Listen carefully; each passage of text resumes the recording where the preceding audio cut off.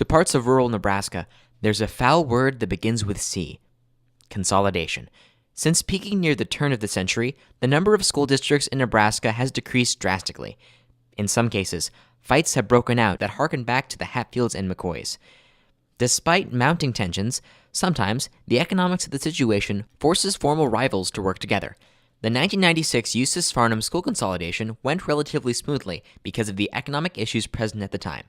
Property taxes were at a high, Eustis needed more funds, and Farnam needed more students.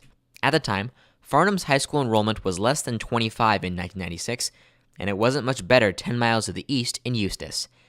Dan Wydick, a retired teacher who worked in Eustis for 40 years, explains what it was like. Well, I think it'd always been in the back of people's mind for several years, thinking that something was going to happen sometime, and probably the early 90s when they began to co-op classes and so on, it began to really show itself as going to be a possibility. Football started the move toward merging before 1996. We were short on boys, but long on girls. That was Judy Brockmeyer, a Eustis resident whose children were in school during consolidation. Slowly, nearly every sport merged. Then the two schools worked together to provide advanced classes for their students. At the same time, property taxes were becoming high in the region. Before consolidation, Farnam's school district levy was $1.64 per $100 of assessed property value, which was higher than Eustis, which was at $1.23. In 96, Governor Ben Nelson signed a law which placed a cap on school district levies, beginning at $1.10 and decreasing to $1 several fiscal years later. Kenneth Bellamy, a Eustis-Farnam board member who lives several miles north of Farnam, said taxes have been fairly low ever since the schools consolidated. According to the Dawson County's assessor's office, the levy for the combined district is 78 cents. After months of dialogue between the two districts, each respective board decided to put the plans to vote. Administrators went door to door in Farnam, and a similar effort was made in Eustis to make sure everyone understood the cost and benefits to both sides. On October 28, 1996, the proposal was approved, with 60% of the vote from both Eustis and Farnam. The original plan included having an elementary school at both sites, a junior high school or high school in Farnam, and a high school in Eustis. Despite a majority vote, tensions still remained. After a few years of everybody growling back and forth, why it's settled down. Now it's in excellent shape. Students at the time saw the merger as an opportunity to both have better education and to make more friends. They even worked together to come up with a new identity.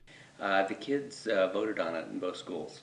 They took one of the colors from Eustis, which was orange and black, and Farnam was green and white, so they just took black and white and made those the new school colors. And kids came up with ideas for mascots, and they voted on them. But not everything went exactly as the people thought it would.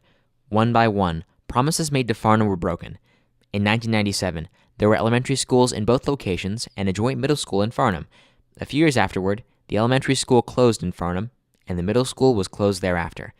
These things happened even though the board promised Farnam that there would be a school in their town. Well, I think sometimes you make false promises, and not because you intend to, but you have full faith in what you're saying. At one point, Dawson Public Power refused to turn on the lights in Farnam because they were too old and dangerous. The situation that their lighting was so poor, it was one of these that was just not safe, The towns received state incentive money to consolidate, but it ran out in 3 years.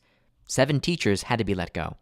Now, Farnam's old buildings sit in the corner of the town, largely unused. I think it went well, but then I'm not a native of Eustis, so and I did not graduate from either Eustis-Farnam, so I think I have a different perspective probably. As many of the people in both communities said, the Eustis-Farnam merger is a model case of a relatively painless transition.